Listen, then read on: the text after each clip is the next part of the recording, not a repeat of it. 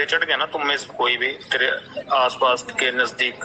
पवन सिंह ने लिया बड़ा एक्शन। जी हाँ दोस्तों, मैं आपसे कुमार आज बात करने वाले हैं इसी के बारे में, तो आप लोग वीडियो के लास्ट तक बने रहिए। तो दोस्तों, पूरा देश में पवन सिंह को लेकर गजब का चर्चा बना हुआ है। जिधर देखिए उधर पवन सिंह की चर्चा हो रहा है।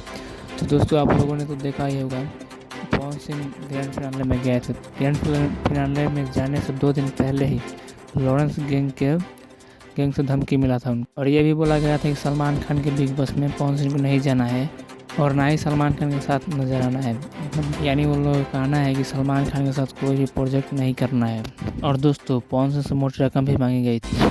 तो दोस्तों, आप सभी को एक बड़ी खबर बता दूं, तो बड़ी खबर ये है कि पवन सिंह ने मीडिया के अनुसार ले लिया है बड़ा एक्शन। तो जी हाँ दोस्तों, भोजपुरी के पावर स्टार पवन सिंह ने बड़ा एक्शन ले लिया है। तो जी हाँ दोस्तों, पवन सिंह ने मुंबई के नियर थाने में एफआईआर करवा दिया है।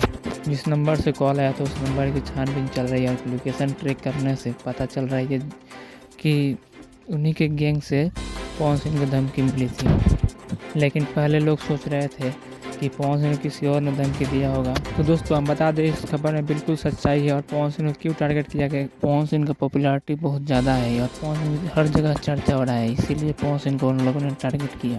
तो दोस्तों, आप लोग अपना कमेंट में राय बताइए कि पवन सिंह को उन लोगों ने क्यों टारगेट किया।